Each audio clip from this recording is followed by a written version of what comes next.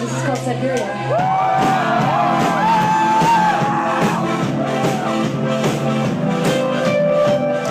Hey, this is Lights, and you're watching Austin Underground. Hi, I'm Rohana from Austin Underground, and I'm here with the beautiful and talented Lights. How are you today? Aw, thank you. I'm good. How are you? I'm good. Have you been enjoying South by Southwest so far? Well, we just got in this morning, so it's kind of been like crazy go, Okay. go, but it's so fun. There's just a hustle and bustle. It's Yeah. musicians. Everyone's here for the same reason, so it's always a good time. Yeah, definitely. So where did you come up with the name Lights? Like, what inspired you to legally change your name to that? Well, I mean, you just start to grow into it. It was kind of a nickname from my last name, Pox Leitner. Oh, okay. And so that's where it originated. And then it was my artist name, and then just started to feel really real. And then I kind of realized you don't want to live under two different names, especially when a music career pulls so much from your personal life, right? You're writing about things you're experiencing, and so suddenly if you feel like you're two different people, it's just a name holds a lot of power. So I took steps to legally change it, and I haven't regretted it. It's a big commitment, but it feels great. Amazing. Yeah, it's definitely good that you did that. Yeah. It's really unique, just like your music and Thank your you. sound. What genre would you use to describe that kind of sound that you do? Well, it's kind of funny to ask because it's increasingly difficult to describe that based on the evolution that's been happening with my music. I mean, my first record, it was synth pop, it was electro pop, but with this new record, this grittier, kind of like gnarlier sound, it's more electro grind, electro rock, right? It's bordering on that. So, I mean, I think in general you can call it electronic, but right now, if you come to a show, it's a rock show. So. Yeah, that's awesome. Yeah, electro rock. So has music always been a big passion of yours? Yeah, it's definitely been in my life for a long time. I mean, I remember being in the car when I was 3, driving around with my dad, like singing at the top of my lungs.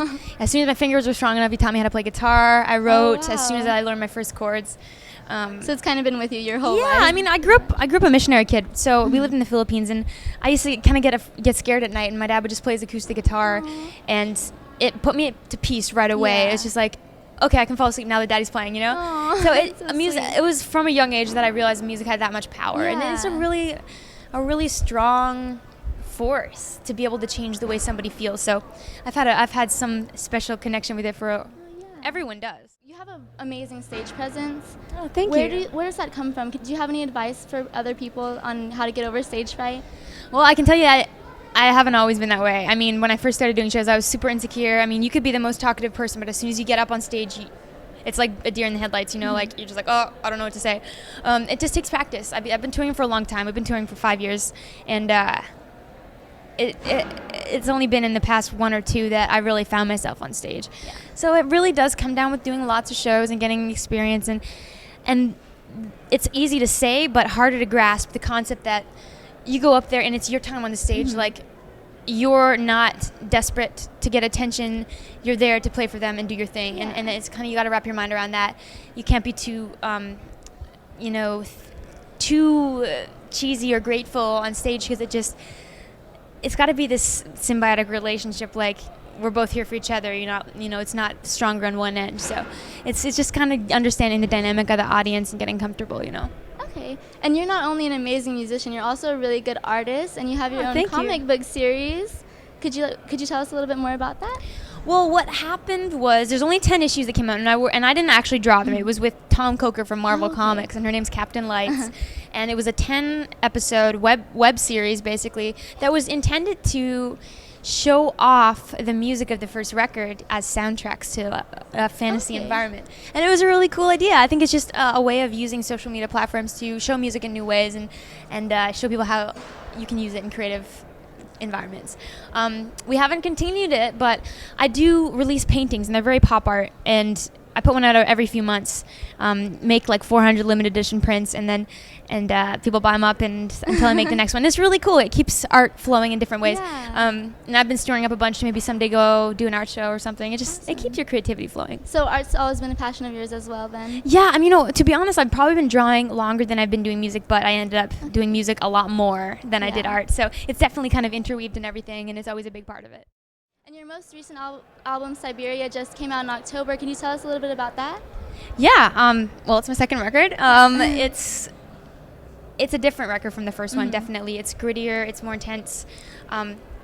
despite sounding darker, it's a really happy record, really confident and really fun and upbeat, and had a lot of great collaborations on it that just brought this kind of degree of dirtiness to it, this imperfection that actually complements the music really well. It has these flaws, and it has it shows the underbelly and the rawness of electronic, which is really nice for electronic, because a lot of people can dismiss electronic for being soulless because it's so perfect and structured. But when you go in and record things in live, and then chop it up and throw it in, and you have suddenly soul in electronic music, and it's kind of really cool. I mean, I had Holy Fuck on as a collaboration, bringing some grit to it. I had Shad doing some rapping, so it's a lot of different dynamics happening into making it just a broad product, and really proud of it. It's really fun to play live too. Awesome, yeah.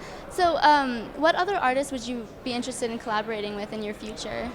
It's one of those things that I can't really predict. Like, the best collaboration of 2011 was the Holy Fuck collaboration, 2010, 2011. And I would never have anticipated that. A couple years ago, I wouldn't have sat there and be like, I want my dream collaboration with Holy Fuck. You just don't know what's going to be the best. And sometimes the ones you anticipate being the best flop.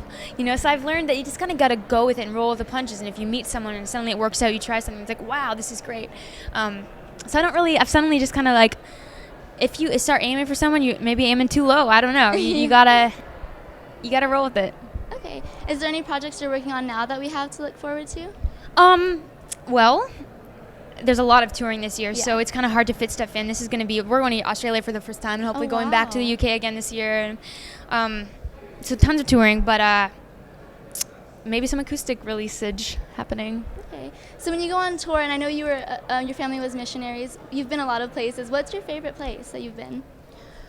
I love Germany and the Philippines. I did spend a lot of time growing up in the Philippines, and it's such a generous, beautiful people and culture, and a lot of the people they're living in squat areas. There's a lot of poverty, but they're still happy, and they're still like a really good family value. So I went back in 2010 with World Vision, and I've been working a lot over there with World Vision. I sponsored chat from the Philippines, and I go into high school and motivate kids to get involved with things like 30-hour famine, so they can open their minds to countries like that really deserve prosperity. And Germany is one of them, because it's my heritage, and I feel like whenever you go to the land of your heritage, you feel some kind of connection with it. So, I mean, aside from that, Canada is the best. Yeah. So a lot of your inspiration comes from the work you do outside of music as well then, right? Inspiration comes from everywhere. From fantasy art and video games, like the escape that you go into those worlds, and suddenly it gives you visuals that maybe you wouldn't get otherwise. Songs like Fourth Dimension, I mean, I remember writing those lyrics and just sitting in the bed for hours and suddenly like being taken away to other worlds, and you're picturing all these scenes and worlds that maybe you've been to in a dream or you've been to in a video game or something, and it helps you write because you're there. It feels like you're there, and you learn how to escape. It's like an out-of-body situation, right? When you play Skyrim, you're not in the back lounge of the bus. You're in Skyrim, right? You're elsewhere. So that's the beauty of where you can draw inspiration from, whatever perks your imagination. Okay, and you're a pretty big gamer, so what's your favorite video game right now? Well, on tour, I can't play World of Warcraft, which is usually my number one, because you need internet for it, and we don't have much. So Skyrim is kind of the number one right now. Awesome. And I hear you're nominated for Best Pop Album of the Year for 2012 Juno. How does that feel? It's crazy. I think especially because the record is so different. I mean, I made a record I loved, and it's not your standard pop record, and to still be recognized in that category is pretty cool. Awesome. Well, congratulations on your nomination, and Thank we you. really hope you win. Thank you. Thank you for coming in today. Of course. Have a good South by.